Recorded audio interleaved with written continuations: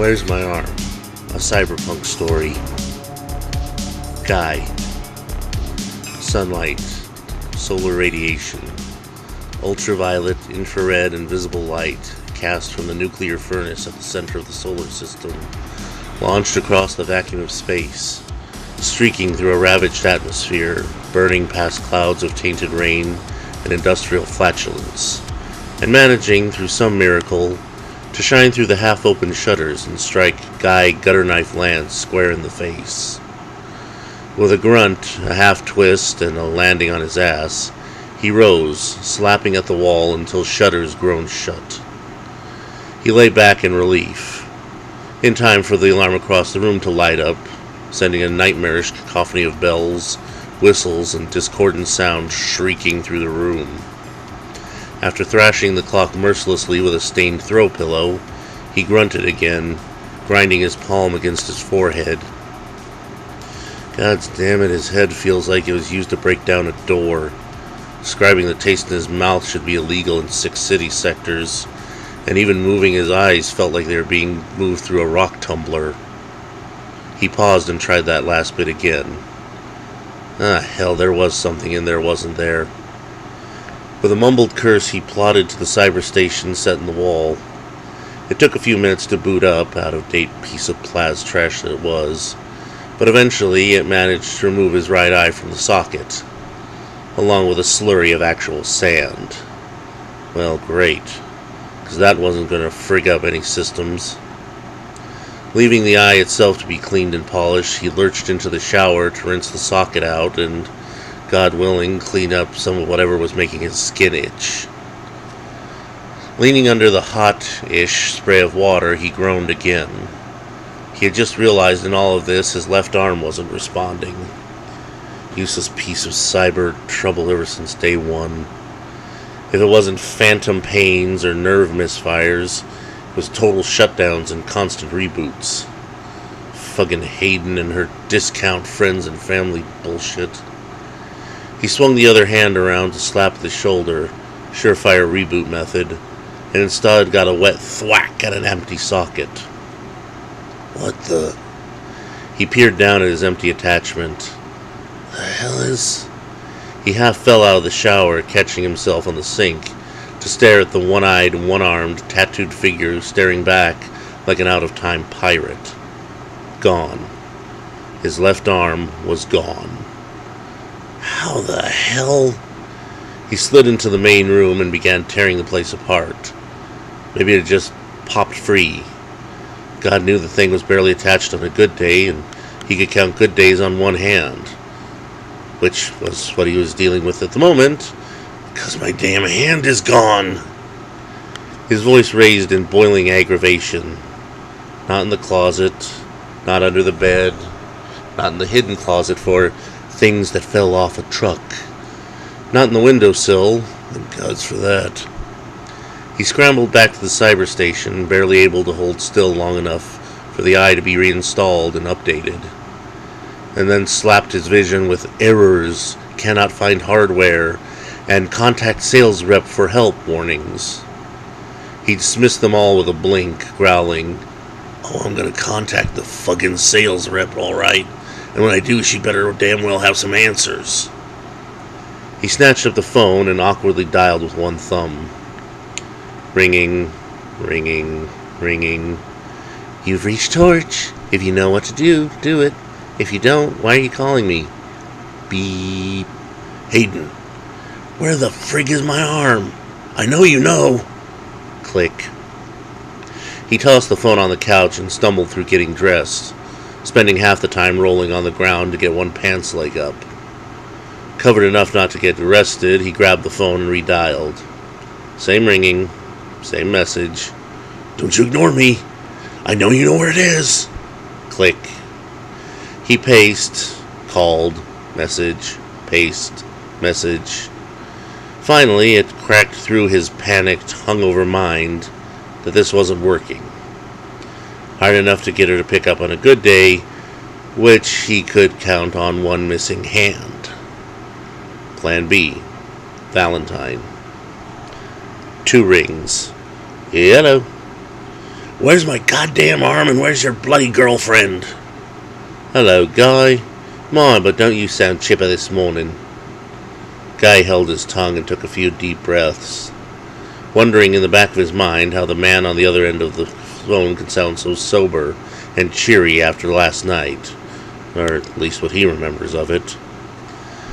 A moment later, Valentine, clueless Faust, broke the silence. So, you mentioned a missing arm. Where's your damn girlfriend? Now, mate, one question at a time. Did you make your payments?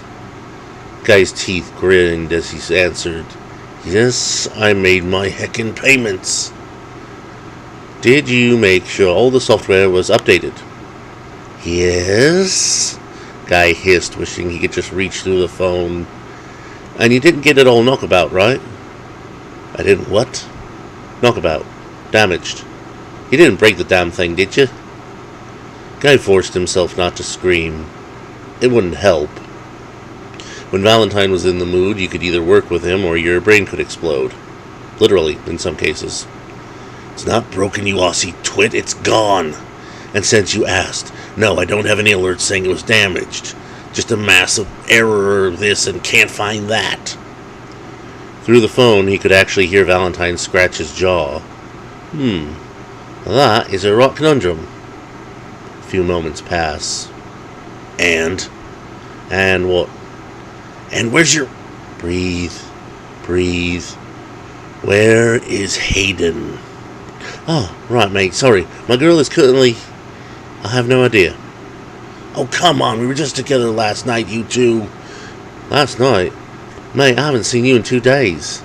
We called it a night and you kept pub crawling. Guy actually stared at the phone as if trying to figure out what nightmare he was in. 2 days. Shit. Though, if I had to guess, Valentine continued, she's probably holding up something that fell off a truck somewhere. Like where, perhaps? No clue, mate. What say we get breakfast, and then see about finding her? See you in 20. Guy waited for him to hang up before screaming obscenities at the top of his lungs. Valentine Faust, who most called clueless, clicked his headset off with a chuckle. Temper, man's gonna give himself a stroke, keeps his blood pressure up that high. He stretched and sprung from his seat. Keeps that up, his eye's gonna pull a runner too. He got up to dress and tucked a few toys under his coat and in his boots before heading out. The city sectors were the kind of places it paid to have a surprise or two for anyone who might wish one an ill day. And given he was heading to meet someone known for wishing damn near everyone an ill day, well, fella had to be cautious, eh? The underground mag train ride from the building to Guy's was pretty quiet. A couple of street preachers, hiding from the unfortunately nasty rain outside. A couple of fistfights, but hey, no gunfire. That was damn near newsworthy for the middle of the week. Humming a little tune, he sidestepped a cleaner unit someone had ambushed for parts and trotted to the eel-vator.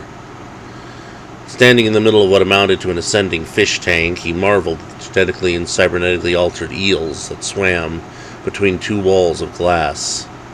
Self-powered elevator. Sure, you had to feed it and keep the fish tank clean without, getting fried like a bug on a zapper. But still, bonza. The shock risk wasn't that much more than taking a whiz on the train, so yeah, bonus there too. He'd expected to have to go all the way up to Guy's unit, and instead found the fellow in question pacing in pure irritation in the lobby. Valentine approached slowly, where he, Valentine, went out of his way to dress and present himself as a calm, friendly, helpful member of society, the kind of fella you would have no trouble asking directions, taking investment advice from, or even helping procure a small loan that would totally get back to you. Guy gave off the impression of an angry, antisocial malcontent, with no drive or desire to do anything other than maybe take something from you, or spit on you for fun and leisure. The lack of an arm hadn't helped this impression in any way. About time, Guy snapped, his left eye squinting, right eye whirring as it focused. You said 20. And it's 21 minutes. Sorry, mate, the Mac train's listen to no schedule, but call her. What now? I said call her. Your girlfriend is ignoring me on purpose, so frickin' call her and let's get this done. Valentine sighed. No guarantees, mate. He flipped out the headset and dialed. Ringing, ringing, ringing. Hell, doesn't even answer for her boy. Guy stopped as Valentine held up a finger. Hayden, it's your sweet Valentine. I hate to bother you, my candy delight, but I got Guy here and he's a bit, disarmed. I hate you. I mean, I gotta hand it to him, he's taking it well. Punch you right in the nards. If you know anything about where his arm's made off to, love, give me a jangle. Love you, schmoopy. He hung up and blinked at Guy's expression. What? You infuriate and nauseate me at the same time. Yet I keep hanging out with you. Just can't wrap my mind around it sometimes. It's my infectious charm, mate. Just ask anyone. Well, if we can't get a hold of Torch, we'll start with the most likely location. The worst, shittiest bar we can find within walking distance. Guy slouched after him, muttering, infectious. Sure. Like typhoid. Hayden, for once, wasn't ignoring Guy's calls. In fact, she was a little upset. She held up her phone and sighed at the sparking ruin, a slug of cheap lead firmly jammed in the screen. Well, that was too damn close. She shook her head and ducked instinctively as another shot whined past. Seriously, why are these junk hacks shooting at us? Her current partner looked annoyed as hell, rummaging through what he'd managed to scavenge before the shooting started. With an irritated sigh of her own, she flicked a bolt at him, getting his attention. Something you didn't tell me, Rust, darling? Alright, so, maybe, possibly, the Chop-Chops have kinda claimed this part of the scraps, since last you was here. Hayden shook her head and checked the cylinder on Lucinda, taking a moment to reload the spent shells with fresh ammo. And you thought, what, it would never come up? She peered out and took a shot, earning a yelp and a crash from across one of the many little hills and valleys that made up Scavenger's Hills, the megacity's biggest junkyard. Needless to say, it's also something of a wilderness unto itself, home to its own wildlife, gangs, and tempting resources. Well, I don't care who claimed where, I'm not giving up 3 hours of good loot. She patted her messenger bag. Inside was almost a spool's worth of copper wire, 4 unbroken circuit boards, and a half-decent actuator. Let's see if we can't back out of here. They can keep all the dirt they want. She rolled behind a junked vending machine, feeling more wild shots strike the ground in passing. By the way, Rust, you're an asshole and we're never coming this way again. Rust nodded as he slid next to her. Yeah, fair enough. No, it was risky, but I thought we could pull it off, it being new arrivals down at the south side. A few more shots to keep the hackheads down, and they bolted, zigzagging through, around, or over things too big to carry. They finally slammed through the side door of one of the many sheds that dotted the area. Cheap quickcrete and corrugated metal to store tools in for the dump workers. Most of them ended up being used as napping spots for junk hacks, or hidey holes for scouts like them who needed to park a car. The engine roared to life, and the big double doors banged open as they tear out, kicking up dirt and wrappers behind them. Hayden peered into the rear view, half sure they'd see a sea of Chop-Chops charging. Thankfully, no freakers in sight. She flopped down in her seat. Rust, next time, tell me when you're dragging me into hack territory. Rust shrugged, lighting a half cigarette from the ashtray bolted on the dash. Hey, more risk means better scavenge. She snorted as she rolled down the window. Yeah, I'll put that on your gravestone. Val and Guy. As they approached the grimy front door to Rat's Pub, Guy spat. Why are we doing this again? Valentine clapped him on his full shoulder. Come on, mate. Wouldn't be the first time some sloshed arse left a leg or a hand in the cloakroom. How do you know I was drunk enough for that kind of stupidity? Guy scowled, offended. Kind of. Valentine leveled a look at him. How many bars do you remember going to 2 nights ago? Maybe 4? Okay, point taken. There was no bell or chime when they entered, just the smell of old booze and new regrets. They weaved around tables to the bar, leaning on the stained wood. The bartender slid out of his chair and limped over to them. I'm Rat. Everyone asks, so yeah, it's Rat's Pub. I'm Rat.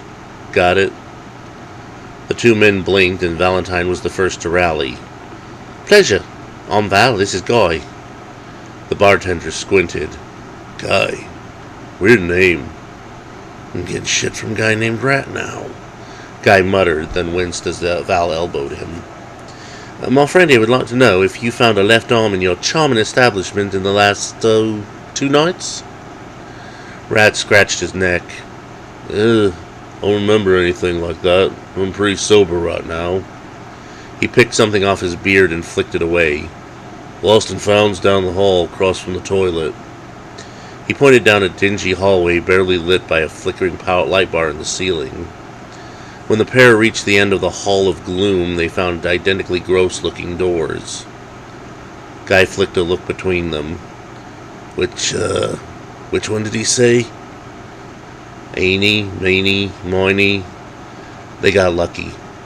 The closet was small and just as ill-lit as the hallway, but crammed full of random clothes and a box full of who knew what on the floor. Guy knelt down and started digging through it. Sunglasses, denture, shit! He yanked his hand back as something clicked rapidly in the box. Still got some juice in them. Broke screen tablet, bent in half tablet, cheap cigar case. Empty, of course. He could hear Valentine rummaging above him, hopefully checking for hanging limbs. Well, I got nothing. The hell are you doing? Valentine was dressed up wearing a bright green jacket with red stripes, a pair of sunglasses with orange lenses, and seemed to be deciding between a pitch-black fedora and a bowler cap with a purple plume sticking out of the brim. Whoa, it's quality stuff here. It's like thrift shopping without paying. Let's just go. They ended up back outside, trying not to think about why their shoes were now sticky. Valentine pops the collar of his new jacket, smoothing out the arms. So, what's the... He paused to watch Guy. The other man was scowling at the traffic, occasionally wiggling his left side, then scowling deeper. Val cocked his head. Mate, what are you doing? Goddamn cabs get worse every day. I know you see me! Are you? Are you trying to signal with your left hand? Your missing left hand? Guy paused mid-wave and slowly closed his eyes, lifting his other hand into the air. A cab pulled up almost instantly. Where to, boys? The heavily tatted driver piped as they slid in. Guy was still scowling as Val shrugged. Hurricanes ain't far. Hayden. Finally out of junk hack territory and back in the city proper, Hayden opened her bag to double-check her haul. The copper wire was nice and shiny. Circuit boards were a bit dusty, but that was an easy clean. The actuator and some of the other bits and pieces were for older mechanicals. Nothing cybernetic, maybe, but people would rather repair their old electric cars and heaters and such rather than pay for new junk. She just started calculating payout in her head when she noticed a black and white pull up behind him and stay there for more turns than she was comfortable with. Rust, is there any reason the police would be following you? Rust's eyes flicked to the rear view and he began using a certain 4-letter word over and over, with increasing agitation. His foot pressed harder as the red and blues lit up behind them. Hayden gripped the dashboard. Rust, sweetie, you don't have a dead body in the trunk, do you? Hey, give me a break, Torch. I ain't that stupid. Oh, good. Now promise me you don't have corporate crap in the trunk. Oh, the silence spoke volumes. Loud, wailing volumes. Rust, you stupid bastard. Look, it's a delivery. Real simple. I'll do it soon as I lose these chumps and drop you off at Papa's. The car flashed past traffic. The guy's legit. The money's good. As in your account good? Again, that glaring silence. She peered out the window, wondering if she could tuck and roll and survive. Okay, we're coming up on 78th. Take a hard left, slow down, and I'll jump. Come on, Torch, it ain't that bad. His words were punctuated by a bullet impacting the rear windshield, cracks spidering. Next left, you said? That'd be great. She unbuckled as he whipped past 4 lanes and down a side street, slowing long enough for Hayden to fling herself out the door and into a pile of garbage before racing off. The cop car shot past without noticing her. She stood up and dusted off, muttering, I knew I'd end up in the trash sometime today. She wrinkled her nose in disgust. Just wish it wasn't fish day. She checked her chronograph. Just enough time to stop at Papa's before heading home. A quick check to make sure nothing torn or broken, and she took off, heading through the back alleys toward Papa Lux's place. The door chimed, heralded a waft of incense and smoke, a little something to play up the exoticness of Papa's store. It was the kind of place you went to buy colored crystals and tiny trees, aura cleansers and chakra alignment kits. All flash and pretty for when the officials sniff around. Hayden walked past display cases and shelves and placed her nano-tattooed wrist against the Hamsa on the wall, the hidden reader clearing her and sliding a door open beside it. She slipped in quick, followed the floor lights to Papa's real money, fencing goods and middleman services. She paused in the doorway and waved to Teague, Papa's personal bodyguard. The big man looked her up and down slowly. You looking like shit, Torch. Smell like it, too. Probably accurate on a day like this. Yeah, well, I got better than shit to sell. Papa in? Teague grunted and jerked his head toward the next room. Papa Lux was a tall man, but not a big one. There were plenty of rumors why. Surgeries and nanotech therapies, cybernetic calorie leaching, or maybe he just had a metabolism like no one could imagine. Hayden, shit, come on in. Been a while. It's time to think you forgot my address. Hey, life's like that, Papa. She sighed as she dropped the bag on the counter. Got some scav to sell. Ah, scavenging, the simplest of life's monetary pleasures. He chuckled and opened the bag, gently sliding things free. Not bad, not bad. Kinda skimp for a professional such as yourself. Chop chop territory. Ah, say no more. Crazy little dumb hoppers. Folks can't even make a decent living these days. He calculated the payout and sent it to her account. Thanks, Papa. You interested in a little delivery job, Chef? Depends on the pay. Papa smirked as he keyed up a data display on the screen between them. The number is impressive. They pay in yen or Deutschmarks. Hayden leaned on the counter between them. Well, now we're talking. What's the package?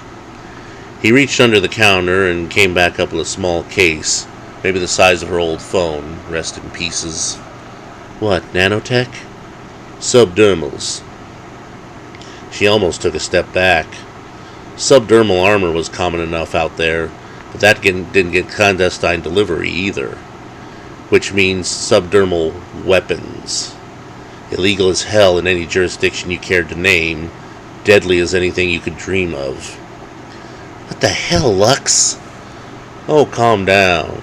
It's just 2 little things, hermetically sealed, ready to implant. You just take them to this address at the Ubertrieben building, payment transfers, boom, you home free.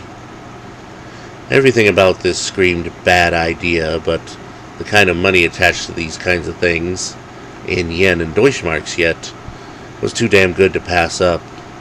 Fine. First I need a new phone. Mine's kind of fragged. Say no more, but if we making suggestions, y'all might want to hit the back shower before you go.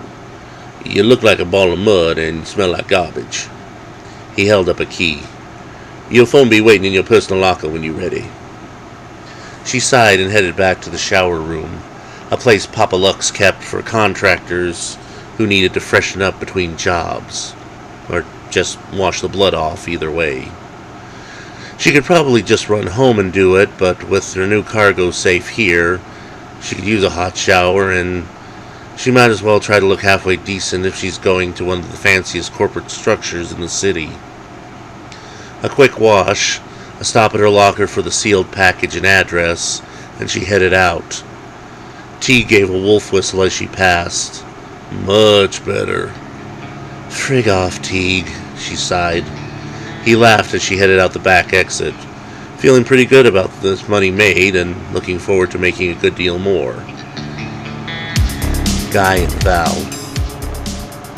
Hurricanes is one of those bars themed toward bringing in tourist bucks.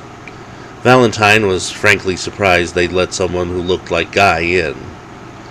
The outside was Beach House, and the inside chime was a harbor bell somewhere. Frankly, with all the fishing gear, scuba tanks, and various ocean and tropical knickknacks stuck to the wall, it looked like a hurricane went through here. You really think you could have left your arm in a place like this? Dunno, Guy shrugged, pulling something out of his pocket. But I got a punch card from here for something called a Big Kahuna. 3 of the punches were already, punched. Val checked the menu. Yep, most alcoholic things served. Yeah, that checks. Well, let's see if they remember you. Moments later, they found themselves seated on crab-themed bar stools, each with a Big Kahuna and another punch on the card. Valentine stared at the thing for a moment. Why is there a fruit salad on top? Dunno. Guy'd already eaten the cherry, 2 orange slices, and was biting into the pineapple chunk. Valentine waved down the bartender, who came over with a grin. Need another one? Most folks can't handle... He trailed and gaped at Guy. Holy, you're still alive? Valentine snorted. Yeah, he recognizes you. Sorry, just between the 3 kahunas you downed and going back out with Darlene, I just figured, Guy blinked. Who's Darlene? Everyone knows Darlene, and I mean everybody. Valentine face-palmed. Guy, you wandered off with a bloody prostitute. Guy downed half the drink and groaned. Hell. Hayden held very still as the second guard ran a wand over her. She was glad she'd locked up her hardware back at Papa's. These guys were serious, and she doubted Lucinda would pass a metal detector, let alone a pat-down. The guy in the 3-piece suit and barely hidden piece grunted and waved her along. Looks like I'm expected, she mutters to herself as she stepped forward and froze.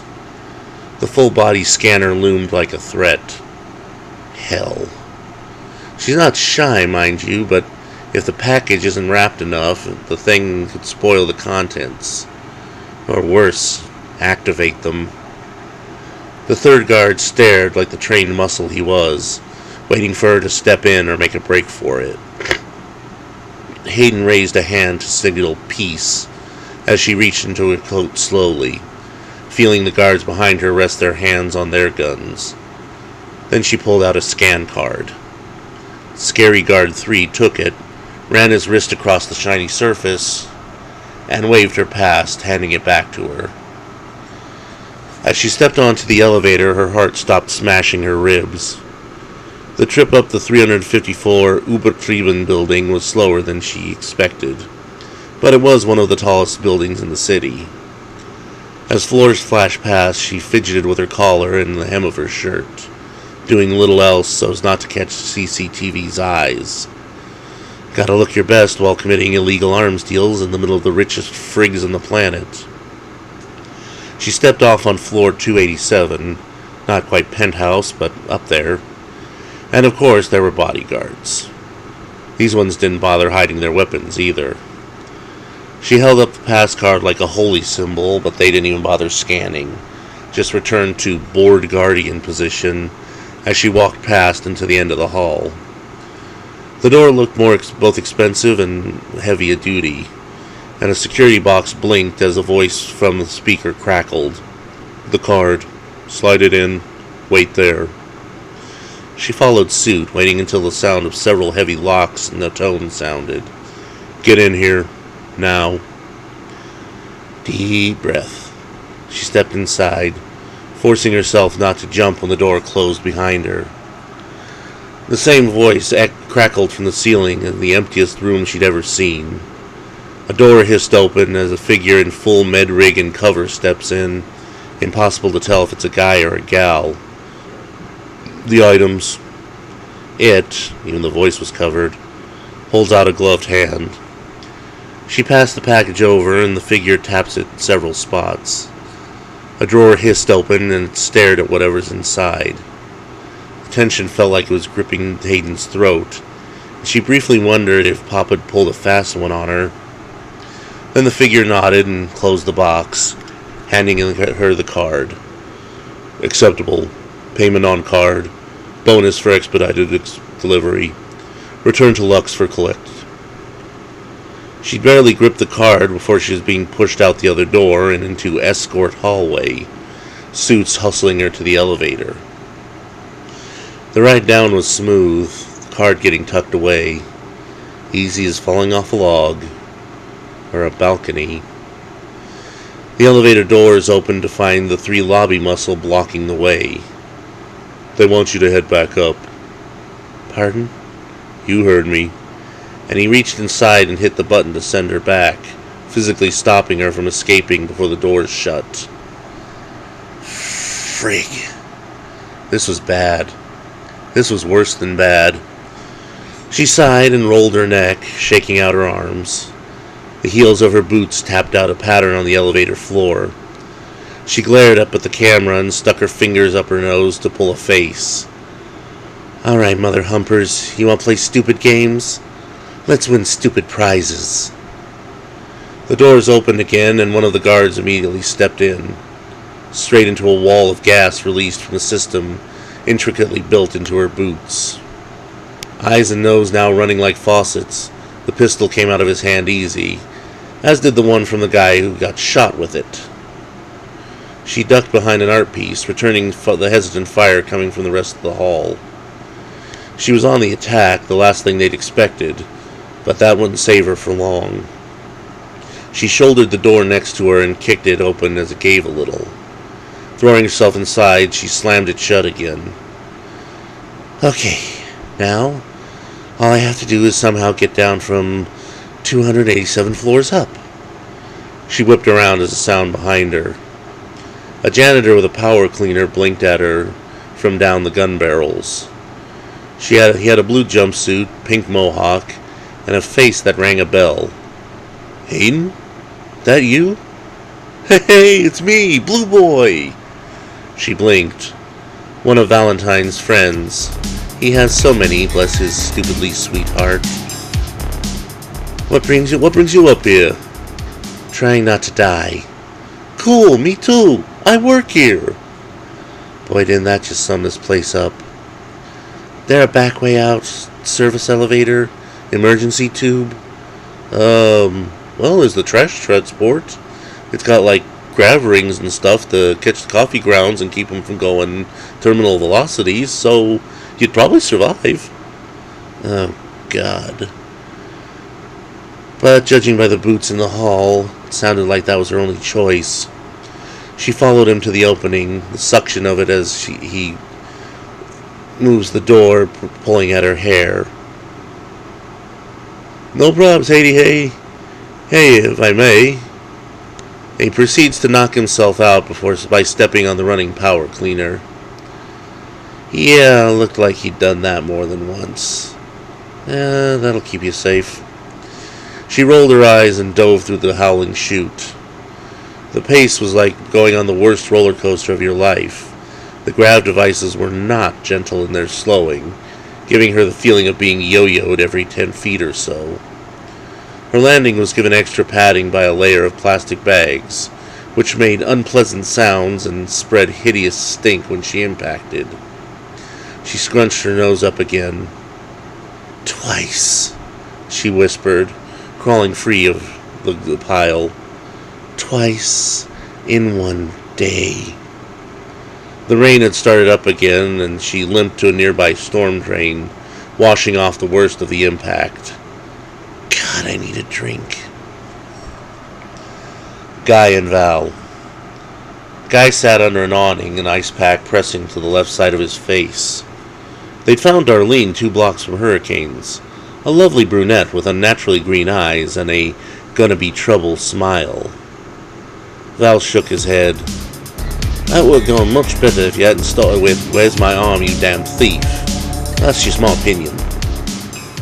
"What did she have in that purse?" Guy groaned. "She'd swung that thing with all her worth and hit like a sledgehammer." "Dunno, with a swing like that, she'd make a killing in boxing." "Yeah, literally. And not to point out the obvious, but I don't think she had your arm." "No kidding. What now?" "You remember the next place you went? Gotta say, mate, this is turning into the worst pub crawl. I've had half a drink and I'm not even tipsy." Guy scowled. "Give me a minute. She probably gave me a concussion." "Might clear the cobwebs." The hovercraft let them off at Trixie's, which was less a bar and more of a strip show. Valentine looked at him in shock. "Are you serious? You just had it all for that Darlene." "What, I'm not allowed to look?" Guy snorted as he headed right into the bouncer's chest. "Oh, ho, ho, no. Not you again. We're still cleaning up after your last visit, funny guy." "Hey, you got no right to forbid me entrance. I'm looking for lost property." He waved the empty socket at the bigger guy as he shoved him back. "Drake says you come in when you pay for the bar stools, and the pole, and the drink cart." "Oh, well, frig that. How about you go ask Drake a question for me?" "Sure. Fair warning, pretty sure his answer will be for me to kick your ass, but go ahead." They pulled up a stool at the bar, waiting. The bartender looked up from hooking up a keg and blinked. "Shit, they let you back in here already." Val snickered as Guy rubbed his aching jaw. "Special forgiveness package. Give me a whiskey on the rocks." "Ah, sorry, no. Drake says no booze for you until he sees the cash." "That son of a..." Val cleared his throat. "Mind if I get a pint? Old Tosh if you got it. Mauser's otherwise." Moments later, Guy's staring at Valentine's beer, looking like a lost puppy. Val surreptitiously slid the mug over. "Go on, have a sip." "I don't need your pity booze." "Actually, yeah, just a sip. I think she rattled my teeth." When it slid back, the beer was almost half empty. Val looked over and then at Guy. "Starting to see why you're missing an arm, mate." "Hey!" The bouncer hauled Guy off his stool. "Thought I told you to wait at the door."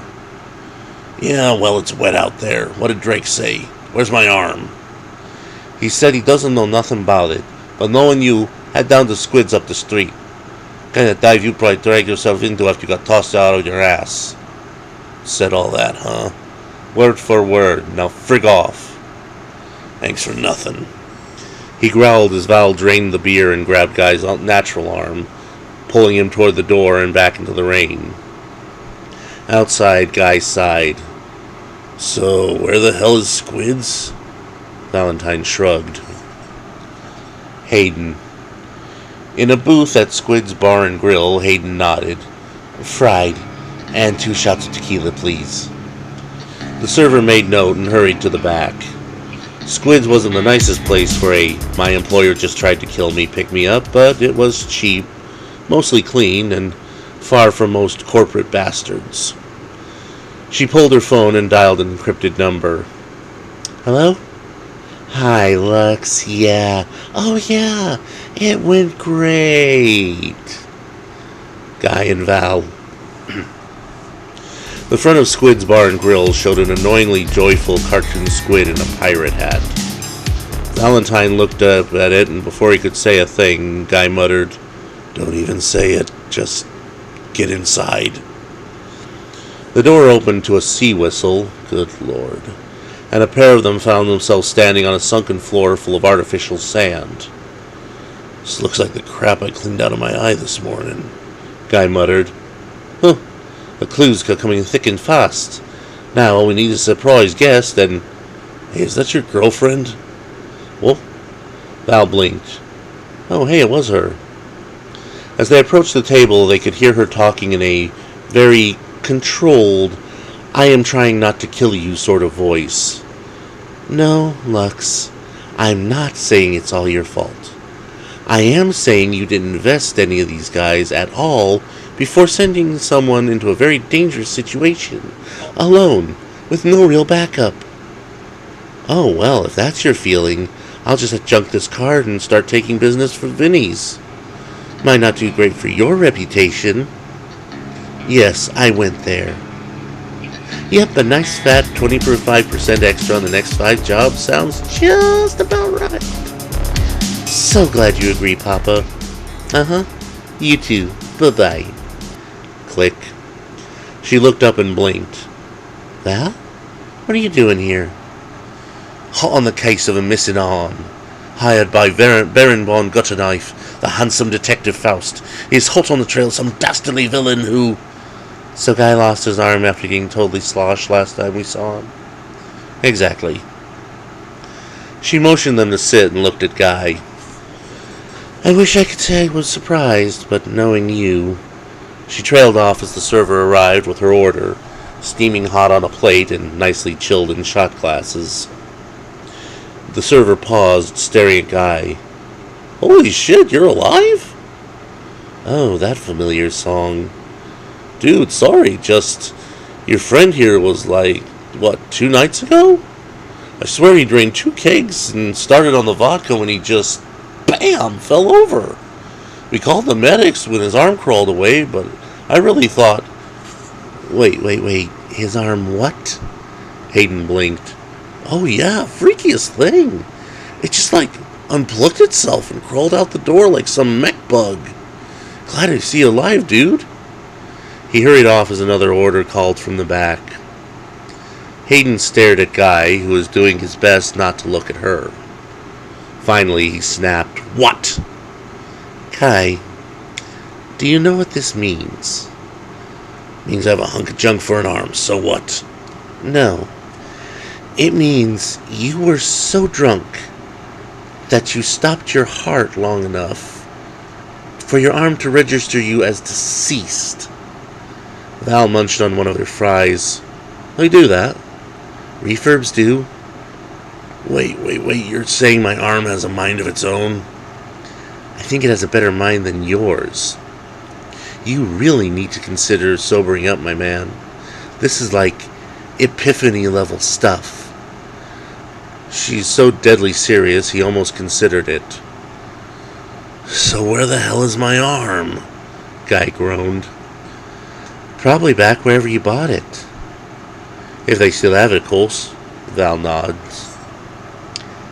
Happy Harry's House of Cyber Hootenannies. Guy leaned on the counter, almost smashing his nose to the bulletproof glass between him and the guy with Harry on his name tag. "What do you mean it's not here?" Presumably Harry shrugged like tectonic plates shifting. "It's not here." "Look, Harry," Guy gritted, wrestling up every ounce of self-control he had left. "I bought the arm here." "Glad to hear it." "The arm came off." "Clearly." "It crawled back here." "As it should." "So it has to be here." Guy slapped his other hand on the counter, ignoring Hayden and Val as they discussed various steeply discounted boots behind him. "Not in the system," probably Harry intoned. It has to be. Look, see? Not here. He turned the screen so Guy could see. There was his left arm, listed refurb, owner deceased, with a big old sold notice under that. It was here. And you sold it? Might be Harry turned the screen back. It thought you were dead, returned to the store. You didn't appear within the standard 24 hours. But obviously I'm not dead. Pseudo Harry took a long moment to look him up and down. If you say so, sir. Oi, Guy, give it up. I think I just saw some rich kid with a mag convertible wearing your long-begone arm. Guy growled, then let out a kind of deflating sigh that shakes the whole body. Fine. I need a replacement arm. After a long moment, he adds, Please. Gotta be Harry nodded and took a quick scan of his socket. He vanished into the back and, after a long moment of rummaging sounds, came back to slide an arm out from behind the shield. There you go, free of charge. Guy stared at the arm in front of him, ignoring the whispers from behind him. It's got pink nail polish. It's the only one we've got in your socket style. The whispers were turning into giggles. Guy ignored them harder. It's glittery. Only one we've got, take it or leave it. Valentine and Hayden were now trying desperately not to laugh, and Guy turned his ignoring power to max as he grated between clenched teeth. It's been bedazzled. Harry leaned down to dead stare him eye to eye through the glass, and in tone, take it or leave it.